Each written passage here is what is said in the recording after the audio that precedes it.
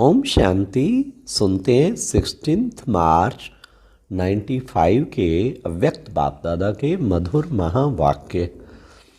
आज की अव्यक्त मुरली का टाइटल है सर्व प्राप्ति संपन्न आत्मा की निशानी, संतुष्टता और प्रसन्नता। आज की मुरली में बाबा ने सारी मुरली संतुष्टता पे, अप्राप्त नहीं कोई वस्तु ब्राह्मणों के खजाने में, संतुष्टता के ऊपर। तो पहला क्वेश्चन, सर्व प्राप्तियों संपन्न आत्मा की निशानी क्या है। नंबर 2, मन असंतुष्ट होने के कारण क्या है। नंबर 3, प्रसन्नचित्त आत्मा एवं प्रसन्नचित्त आत्मा के लक्षण क्या है। लास्ट, सदा संतुष्ट आत्मा रहने की विधि क्या है। तो अब सुनते हैं 16 मार्च 95 की मुरली। सर्व प्राप्तियों के दाता संपन्न और संपूर्ण बाप के बच्चे हैं, तो हर एक बच्चे को बाप ने सर्व प्राप्तियों का वर्षा दिया है। ऐसे नहीं किसको 10 दिया हो, किसको 20 दिया हो, सभी बच्चों को सर्व प्राप्तियों का अधिकार दिया है। सभी बच्चे फुल वर्षे के अधिकारी हैं। तो बाप दादा देख रहे हैं कि हर एक अधिकारी बच्चों ने अपने में प्राप्तियों का अधिकार कितना प्राप्त किया है। बाप ने सर्व दिया है। बाप को सर्वशक्तिवान व संपन्न सागर कहते हैं, लेकिन बच्चों ने उन प्राप्तियों को कहाँ तक अपना बनाया है। बाप का दिया हुआ वर्षा जब अपना बना लेते हैं तो जितना अपना बनाते हैं उतना नशा और खुशी रहती है। मेरा खजाना है, दिया बाप ने, लेकिन अपने में धारण कर अपना बना लिया। तो क्या देखा कि अपना बनाने में नंबरवार हो गए। बाप ने नंबर नहीं बनाए हैं, लेकिन अपने अपने धारणा की यथाशक्ति ने नंबरवार बना दिया। संपूर्ण अधिकार व सर्व प्राप्तियों से संपन्न आत्मा जो सदा अमृत वेले से रात तक प्राप्तियों के नशे व अनुभव में रहती है, उसकी निशानी क्या होगी। प्राप्तियों की निशानी है संतुष्टता। वो सदा संतुष्ट मणि बन दूसरों को भी संतुष्टता की झलक का वाइब्रेशन फैलाते रहते हैं। उनका चेहरा सदा प्रसन्नचित्त दिखाई देगा। प्रसन्नचित्त अर्थात सर्व प्रसन्नचित्त से न्यारा कोई प्रश्न नहीं होगा, सदा प्रसन्न होगा। क्यों, क्या, कैसे, यह सब समाप्त। तो ऐसे प्रसन्नचित्त बने हो कि अभी भी कभी कभी कोई प्रश्न उठता है कि ये क्या है, ये क्यों है, ये कैसे होगा, कब होगा। ये प्रश्न चाहे मन में चाहे दूसरों से उठता है। प्रसन्न चित्त हो या प्रसन्न चित्त हो, या कभी प्रसन्न चित्त और कभी प्रसन्न चित्त, क्या है।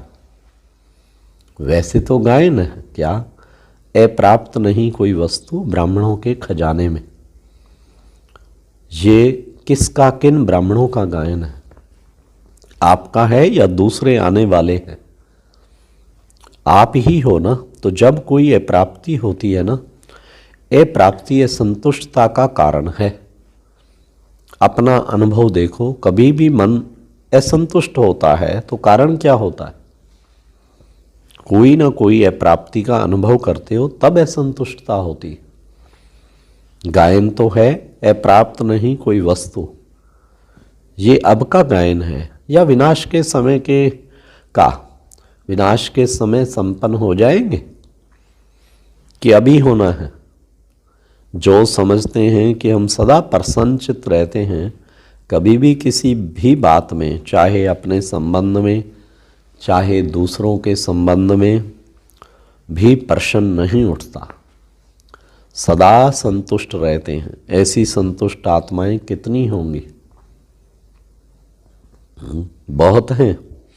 अच्छा, जो समझते हैं सदा प्रसन्न रहते हैं, चाहे माया कितना भी हिलाए, लेकिन हम नहीं हिलते। माया को हिला देते हैं, माया नमस्कार करती है, हम नहीं हिलते। हम अंगत हैं, माया हार जाती, लेकिन हम विजयी हैं। जो ऐसे हैं वो हाथ उठाओ। सदा शब्द याद रखना, कभी कभी वाले नहीं। बहुत थोड़े हैं, कोटों में कोई हैं, क्वेश्चन मार्क उठता तो है ना। क्वेश्चन मार्क डिक्शनरी से निकल जाए। हलचल भी है ना, हलचल भी ना हो। कंप्यूटर चलाते हो तो उसमें आता है ना, आपके बुद्धि रूपी कंप्यूटर में सदा फुल स्टॉप की मात्रा आए। क्वेश्चन मार्क आश्चर्य की मात्रा खत्म। इसको कहा जाता है सदा प्रसन्नचित। ऐसा प्रसन्नचित औरों का भी क्वेश्चन मार्क खत्म कर देता है। नहीं तो स्वयं में अगर क्वेश्चन मार्क है तो कोई भी बात सुनेंगे, देखेंगे, कहेंगे हाँ ये तो होना ही चाहिए। लेकिन होता है, मैं भी समझती हूँ, होना नहीं चाहिए, मिक्स हो जाएंगे। उसके प्रश्न को और अंडरलाइन कर देंगे। टेका तो दे दिया ना कि हाँ ये ठीक नहीं है, लेकिन होता है तो प्रसन्नचित उसको नहीं किया, लेकिन और ही प्रश्न को बढ़ा दिया। एडिशन हो गई ना। वैसे 1 का क्वेश्चन था, अभी 2 का हो गया, 2 से 4 का हो जाएगा। तो प्रसन्नचित वाइब्रेशन की बजाय प्रसन्नचित का वाइब्रेशन जल्दी फैलता है। हाँ ऐसा है, साथ दे दिया, आश्चर्य की मात्रा आ गई ना। हाँ तो फुल स्टॉप तो नहीं हुआ ना। चाहे अपने प्रति भी ये मेरे से होना नहीं चाहिए, ये मेरे को मिलना चाहिए, ये दूसरे को नहीं होना चाहिए, तो ये चाहिए प्रसन्नचित्त बना देती। प्रसन्नचित्त नहीं तो सभी का लक्ष्य क्या है? संतुष्ट प्रसन्नचित्त। जिसका प्रसन्नचित्त होता है उसके मन बुद्धि के व्यर्थ की गति फास्ट नहीं होगी। सदा निर्मल निर्माण होने के कारण सभी को अपने प्रसन्नचित्त की छाया में शीतलता देंगे। कैसा भी आग समान जला हुआ बहुत गर्म दिमाग का हो, लेकिन प्रसन्नचित्त के वाइब्रेशन की छाया में शीतल हो जाएंगे। कमजोरी क्या आती है? वैसे ठीक चलते हो, अपनी रीति से अच्छे चलते हो, लेकिन जब संबंध संपर्क में आते हो तो दूसरे की कमजोरी देखते, सुनते, वर्णन करते, प्रभाव में आ जाते हैं। फिर कहते हो कि इसने किया ना, इसलिए मेरे से भी हो गया। इसने कहा तभी मैंने कहा। इसने 50 बारी कहा, मैंने तो 1 बारी कहा। फिर बाप के आगे भी बहुत मीठी मीठी बातें रखते हैं। कहते हैं बाबा आप समझो ना, इतना सहन कहाँ तक करेंगे? फिर भी पुरुषार्थ ही है ना, तो थोड़ा तो आएगा ना। बाप को भी समझाने लगते हैं। यहाँ जो निमित्त हैं वो कथाएं सुनाते हैं। ऐसा था ना, ऐसा था ना, ऐसा था ना। उनको कथाएं सुनाते, ऐसे ऐसे की माला जपते हैं। बाप दादा सदा ही इशारा करते हैं कि ऐसी बातें 2 अक्षर में वर्णन करो, लंबा वर्णन नहीं करो, क्योंकि ये व्यर्थ बातें बहुत चटपटी होती हैं, मज़ेदार लगती हैं।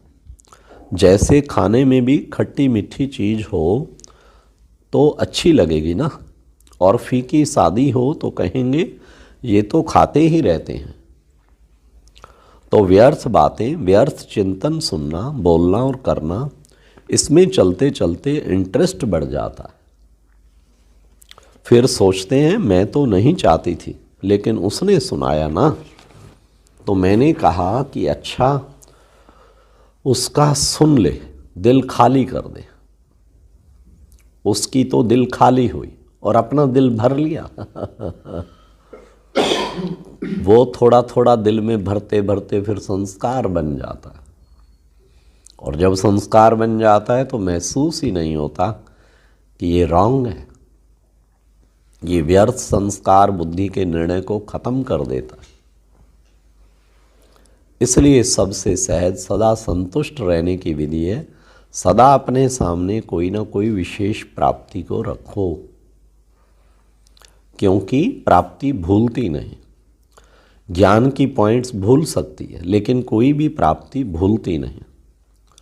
बाप से क्या क्या मिला, कितना मिला, वैरायटी पसंद आती है ना, एक जैसा पसंद नहीं होता। तो आप अपने प्राप्तियों को देखो, ज्ञान के खजाने की प्राप्ति कितनी है, योग से शक्तियों की प्राप्ति कितनी है, दिव्य गुणों की प्राप्तियां कितनी हैं, प्रैक्टिकल नशे में खुशी में रहने की प्राप्तियां कितनी हैं। बहुत लिस्ट है ना। पहले भी सुनाया था कि कभी कोई गुण की प्राप्ति को सामने रखते हुए संतुष्ट रहो, क्योंकि एक गुण भी अपनाया तो जैसे विकारों का आपस में बहुत गहरा संबंध है। अगर बाहर के रूप में मर्ज रूप रीति से क्रोध है, लेकिन आंतरिक चेक करो तो क्रोध के साथ लोभ अहंकार होता ही है। ये सब आपस में साथी हैं, कोई मर्ज रूप में होते हैं, कोई मर्ज रूप में होते हैं। तो गुण भी जो हैं उनका भी आपस में संबंध। इमर्ज एक गुण को रखो, लेकिन दूसरे गुण भी उनके साथ ही मर्ज रूप में होते हैं। तो रोज कोई ना कोई प्राप्ति स्वरूप का अनुभव अवश्य करो।